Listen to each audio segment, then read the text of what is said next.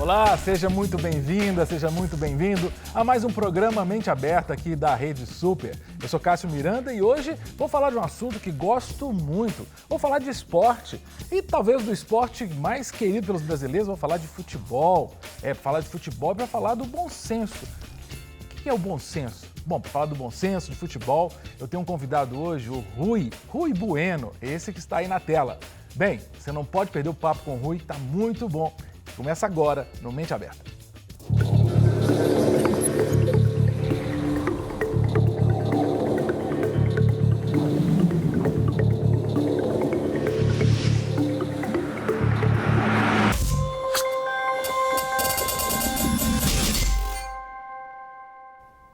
E hoje eu converso com o Rui. E eu gosto muito de futebol, acompanhava o Rui, ouvia os jogos do Rui pelo rádio. E o Rui Bueno, deixa eu dar aqui a ficha do Rui. Rui é ex-jogador de futebol, atuou como lateral direito e meio de campo, foi revelado no América Mineiro, teve passagens pelo Cruzeiro, agora eu vou ter que pegar a lista aqui, vou ter que fazer uma cola. Cruzeiro, Guarani, Botafogo, Figueirense, Náutico, Grêmio, Fluminense, Boa Vista, Brasiliense, Ipatinga, Alecrim, América Rio Grande do Norte, misto Operário. Ele foi campeão da Copa Sul Minas em 2000, campeão mineiro em 2001 pela América, da Copa Sul Minas e Supercampeonato Mineiro 2002 pelo Cruzeiro, Campeonato Carioca e da Taça Guanabara de 2006 pelo Botafogo. Rui, muito obrigado. É um prazer tê-lo aqui no Mente Aberta. Eu que agradeço o convite, Cássio. Vamos falar de futebol. Vou até assim dar um momento tiete aqui do pastor Cássio, né? Porque eu acompanhava o Rui e eu lembro, estava até comentando aqui antes de começar o programa, eu lembro quando o Rui estreou pelo Cruzeiro, eu estava ouvindo rádio, era uma rádio aqui de Belo Horizonte, rádio, acho que era Itatiaia, aí foram entrevistar o Rui, estava a família do Rui lá no Mineirão. Né? Você lembra da sua estreia no Cruzeiro, Rui, não, né? Lembro sim, não tem como não lembrar, ainda mais, eu comecei, como você falou, no América Mineiro, mas o Cruzeiro é uma equipe de maior expressão, né? Conhecido nacionalmente, nem se fala, e mundialmente. E por ser mineiro de Belo Horizonte, a família toda daqui, e nesse jogo a família foi em peso me acompanhar, porque a minha transferência do América para o Cruzeiro foi um pouco conturbada, né? Então eu fiquei praticamente 90 dias sem poder atuar, porque foi através de uma ação na justiça. Então, Mas por que teve ação? Simplesmente pelo futebol brasileiro, do que a gente vai conversar, né? Já em 1999, para minha surpresa, eu como garoto, eu imaginava que o futebol fosse totalmente diferente do que eu acompanhei durante esses quase 20 anos, né? Já no meu primeiro mês como profissional, eu já comecei a conviver com salários atrasados. E isso aí, para mim, foi bastante traumatizante, porque eu me coloco no lugar das crianças hoje que acompanham o futebol pela televisão e que têm o sonho de ser jogador de futebol. E aquilo que é passado nas transmissões da TV não é a realidade, né? Então, a realidade é bem complicada. Você cresceu no América, né? Muitas crianças são doidas para... Inclusive, o América tem uma categoria de base respeitável, né? Assim. Não, do América, eu acho que eu só virei jogador de futebol porque eu tive uma categoria de base no América. Porque se fossem outros grandes clubes que se dizem grandes no futebol brasileiro, aonde o trabalho de base é precário, eu acho que eu não teria virado um atleta profissional, porque o América dá totais condições para que os garotos hoje, um dia, possam se tornar jogadores de futebol. É lógico que não da forma com que deveria ser, porque a maioria dos clubes eles acabam esquecendo um pouco do lado social do cidadão, que é a questão dos estudos, mas mesmo assim, o básico eu consegui ter para que o meu sonho não morresse, né? Mas você começou no América, profissionalizou no América. Isso, a minha história, na verdade, eu comecei a jogar futebol de salão. Futsal. Já era futsal? Já era, não, era futebol de salão ainda, não tinha essa movimentação. O cara entrega a idade numa dessa. Era futebol de salão com posições fixas, né? Isso, back, ala, pivô, não tinha essa movimentação. E com 12 anos de idade, eu comecei a fazer essa transição para o futebol de campo, mas nunca deixando de levar os estudos paralelamente, né? Ah, tá. Então, eu acho que essa daí foi o pulo do gato, podemos dizer assim, para hoje eu poder estar conseguindo me manter, porque a realidade realmente do futebol não é essa que a gente acompanha de Neymar, Ronaldo Fenômeno, Romário, Bebeto. O pessoal em casa está pensando, o Rui parou o helicóptero dele aqui no alto da Rede Super. Não é assim, né, Rui? Não, não é não. O pessoal vê só o Cristiano Ronaldo. Esses jogadores que realmente, como o Cristiano Ronaldo, isso eu não posso falar porque na Europa é outro mundo, é uma outra potência econômica, então não está para a gente comparar com os níveis brasileiros. Mas dentro do Brasil hoje, nós temos por volta de 84% a 87% dos jogadores registrados na CBF hoje ganham até R$2.000 por mês. 2 mil? R$2.000 por mês. Esse jogador que eu ouço no rádio, que eu vejo na TV? Esses jogadores, principalmente os jogadores dos campeonatos estaduais, esses times menores da Copa do Brasil, são esses jogadores que ganham R$2.000 por mês, isso quando recebem. Ainda tem essa questão. Porque a maioria dos clubes grandes que disputam o Campeonato Brasileiro da Série A, eles não conseguem pagar os seus salários em dia. Os grandes? Os grandes também. Foi feito um levantamento alguns anos atrás de que dos 20 equipes que estavam disputando o Campeonato Brasileiro, apenas 7 equipes pagavam os salários dentro do mês. Que isso? Ou seja, nem no quinto dia útil eles conseguiam honrar com seus compromissos. E isso é o que realmente acontece. E muitas pessoas questionam às vezes que é culpa dos jogadores. Não, o jogador é como qualquer outro profissional. O nosso telefone toca e a gente recebe uma proposta. A gente apenas diz sim ou não. Sim. A responsabilidade nesse caso são dos dirigentes. Mas o profissionalismo, só para voltar um pouquinho na sua carreira, para entender. Então, no América, você com 18 anos, você já tinha carteira assinada, foi isso? Isso.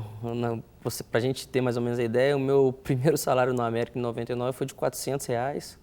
Era o mínimo na época? Era o mínimo na época. E eu lembro que existia aqueles combates meu na época com o Marques, que era o atacante do Atlético Mineiro. E eu morro de rir que o pessoal me deu até um reajuste logo depois desses jogos. De 400 eu passei para 800. Dobrou. Tá ótimo, né? Mas é o que realmente acontece no futebol brasileiro. É que, infelizmente, não é divulgado, não é passado para a maioria do público.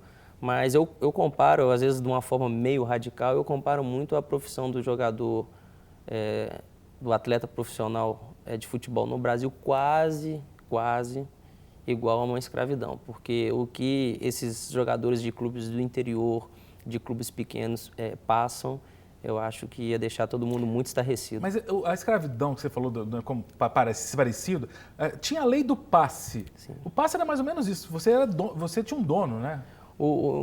Isso, o clube, desde quando você iniciava, que você fazia o seu registro, o clube era dono dos seus direitos, que hoje chamam de direitos federativos. Hoje os clubes eles não têm mais o poder sobre o atleta. Eles normalmente têm acho que é um período de 5 anos, se eu não me engano, para fazer o primeiro contrato do atleta. E caso o clube não tenha interesse de renovar esse contrato, o atleta ele está livre. Uhum. Na minha época já não era assim. Eu era registrado, meus direitos federativos eram do América até o dia que eu fosse morrer, por exemplo, de uma forma bem grosseira. E justamente por causa da nova Lei Pelé que foi implementada, por causa de salários atrasados, falta de recolhimento de INSS e fundo de garantia, eu consegui a minha liberação. Só que hoje existe um outro mecanismo utilizado pelos clubes que os atletas eles só podem correr atrás da justiça, reivindicando a sua liberação após 3 meses de salário atrasado. Tá. Então, o que os clubes normalmente eles fazem hoje em dia? Quando vai completar o 3º mês, eles pagam para poder continuar com os direitos sobre o atleta. Agora, Rui, você falou a questão de jogadores.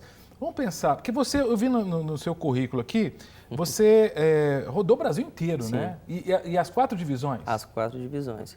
Eu fiquei 10 anos disputando a Série A do Campeonato Brasileiro. Depois fiquei um bom tempo na Série B. E nos últimos 2 anos eu conheci, que eu digo, o verdadeiro futebol, a verdadeira realidade. Que é a realidade da falta de material, que é a realidade da falta de condição de trabalho, que é a realidade dos salários baixos da maioria dos jogadores, dos meninos que normalmente são tirados das suas cidades, de lado dos pais, das famílias, para ir tentar a sorte em outro estado, onde as condições de moradia são precaríssimas. Muitos deles, às vezes, passam fome. Então, isso aí tudo foi me incomodando bastante. eu sempre fui muito ativo nessas questões e eu acabei preferindo encerrar a minha carreira do que, quem sabe, às vezes até fazer uma bobagem e poder manchar isso tudo que eu consegui construir durante anos. Mas eu cresci muito com isso, porque eu não vou ser hipócrita de dizer que quando eu estava na Série A, eu não imaginava que o futebol fosse desse jeito. Era outro mundo, Eu né? não imaginava. Eu fui acostumado no futebol que sempre isso acontece na Série A. Qualquer coisa que o atleta realmente precisa, os clubes procuram disponibilizar. Mas a partir do momento que eu fui para esses clubes onde eu tive que colocar combustível no ônibus para os meninos poderem treinar, comprar água para durante o treinamento a gente poder beber, poder socorrer atleta na fila de supermercado porque não tinha saldo no cartão, porque o clube ficou de depositar o salário. Isso aí foi me incomodando bastante e ainda bem, né, como a gente vai poder falar, vieram esses jogadores que eu digo que estão num patamar muito acima do meu, que realmente se sensibilizaram, esse lado social deles, eles sempre tiveram esse lado social muito ativo e foi quando acabou criando, né, o bom senso e eu fui convidado para poder participar. Eu estava lendo aqui na ficha, estava Rui Bueno Neto e estava assim, mais conhecido como Rui Cabeção. Eu falei, pode perguntar por que é Rui Cabeção? Quem que inventou esse negócio de Rui Cabeção? Cássio, isso aí você pode ficar totalmente tranquilo, à vontade, porque eu tenho 2 filhas, né? E uma delas até vira e fala que meu nome é Rui Bueno Neto Cabeção. Porque aonde eu ando, principalmente aqui em Belo Horizonte, é muito difícil alguém me chamar pelo nome, né? É Cabeção pra cá, Cabeção pra lá. E como eu sempre fui muito pequeno, muito magro, e na época eu tinha cabelo, então acho que o que destacava é apenas a cabeça, sabe? E num jogo aqui contra o Cruzeiro, nesse jogo, nessa oportunidade... Estava na América, não? Não, eu já estava no Cruzeiro. Foi um jogo contra o Atlético Paranaense e foram 3 jogadores expulsos por entradas em mim, sabe? Eu estava num dia inspirado e começou da arquibancada um grito, cabeção, cabeção, cabeção. Aí depois que eu fui pro Botafogo do Rio, aí pegou pelo Brasil inteiro. Mas que bom que você não leva a mal. Eu ia perguntar por que cabeção, mas não precisa se perguntar por que não, né, Rui? Brincadeiras à parte. Vamos falar de coisa que, infelizmente, não é tão alegre assim, né? Eu conheço alguns jogadores, até comentamos aqui, né, no intervalo um pouquinho de alguns jogadores que eu conheço, e grande parte deles, até jogando em times da Série A, terminando a carreira, que termina muito cedo. Você terminou com que idade? 37 anos. 37 anos, muito novo. Sim. E aí, Rui? Porque você falou que você quando era criança, adolescente, você já estava na escola e Sim. tudo mais. Mas aí, a questão da profissionalização, além do futebol, o que faz para... Acabou a carreira, você tem 2 filhas, 2 filhos, né? 2 filhas. 2 filhas. Isso. Tem que dar escola para as crianças, como é que faz? Foi até bom você me perguntar isso, Cássio, porque às vezes a gente participa de alguns programas e a gente não tem essa liberdade para poder falar. Acho que uma das coisas que mais me chateiam dentro do futebol, quando eu já falei aqui algumas vezes, a relação à questão social. E nessa questão social eu coloco a parte da educação. Porque em todos os clubes em que eu joguei, desde quando eu com 12 anos de idade, eu ia treinar no América, eu tive até uma certa passagem pelo Atlético Mineiro, os treinadores, a própria direção dizia que era necessário se apresentar o boletim, mas não existe um setor específico nesses clubes, né, que realmente cobram dos atletas dessa questão dos estudos. Porque, como você falou, a carreira de futebol ela é curta. Hoje, ainda devido à tecnologia, à suplementação alimentar, a um melhor profissionalismo do jogador brasileiro, que nós estamos muito longe dos jogadores de fora do país, os estrangeiros, a gente ainda consegue, uns ou outros conseguem esticar um pouco mais esse período, né? Eu fui um dos que consegui até 37 anos e parei de jogar porque eu tive uma contusão de joelho e realmente desanimei por isso e por as outras coisas que eu disse. Só que ano passado eu parei de jogar e eu me senti como uma pessoa engessada. Eu acho que o tema é esse. Foi quanto tempo de carreira? Foram 17 anos. E eu virei e falei, o que eu vou fazer agora? Para onde eu vou? O pior de tudo é quando você chega no final do mês, você vê que de e o onde... supermercado? E o supermercado? E a escola das meninas? No país que a gente vive, e o plano de saúde? Pois é. Então, isso aí foi me dando um desespero tão grande que eu comentava muito com a minha mulher. Eu falei, nossa, Karina, imagina um jogador tal que jogou comigo não sei aonde, fulano de tal, jogou só em equipes pequenas, de menor porte. Tem jogadores, né, na casa que infelizmente não tiveram o mesmo apoio que eu tive familiar, jogadores que têm dificuldade para escrever, não sabem ler. Sim. O que esses jogadores vão fazer e o que estes clubes que tiraram dos jovens, porque você tira a parte de você ser criança, a infância dele ele perdeu praticamente, porque desde novo a gente é um semi-profissional, a gente treina todos os dias, preparação física e tudo. E o que esses clubes fizeram para esse cidadão? Porque o jogador de futebol não pode ser tratado como um boi, Sim. como um gado, né? Você Sim. fica ali intocado, engordando, o pessoal fica investindo em você. Tem que ver como ser humano. A gente é ser humano. O bom senso, ele foi criado para tentar ver essa pessoa. Nós temos um vídeo do Bom Senso, que eu acho que foi produzido pelo Bom Senso, é isso? Isso. Vamos ver esse vídeo e eu queria que você comentasse um pouquinho sobre o projeto. Não é novidade que tem muita coisa errada no futebol brasileiro. A dívida dos 20 maiores times do país já passa de 6 bilhões de reais. E o calendário? Nem se fala. Dos 684 clubes profissionais, quase 600 ficam até 6 meses sem entrar no campo, com mais de 16 mil jogadores profissionais desempregados. A coisa tá tão feia que a nossa média de público por jogo tá pior até que a da Austrália. E agora, para completar, o ex-presidente da CBF está envolvido em mais um escândalo de corrupção. O futebol brasileiro está do avesso. Mas a gente pode mudar isso. Com a MP 671 que vai ser votada. Você não quer um país melhor, mais honesto, mais democrático? Por que não começar pelo futebol? Use esse site e pressione todos os parlamentares pela aprovação da MP do futebol.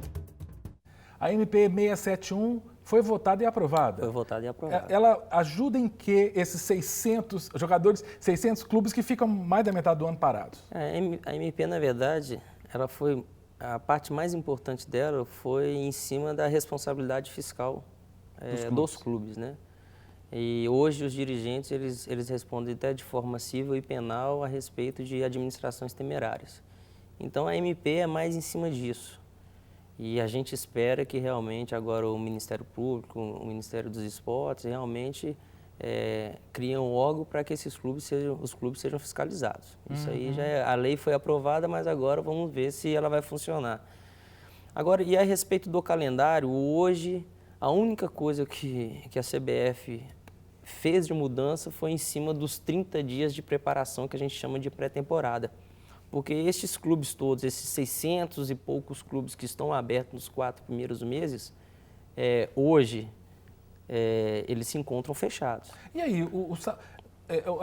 o cara tem carteira de trabalho, Rui? Como é que é? Normalmente os contratos eles são feitos... são contratos temporários. No período do campeonato. Se assina a carteira, alguns assinam a carteira, outros não.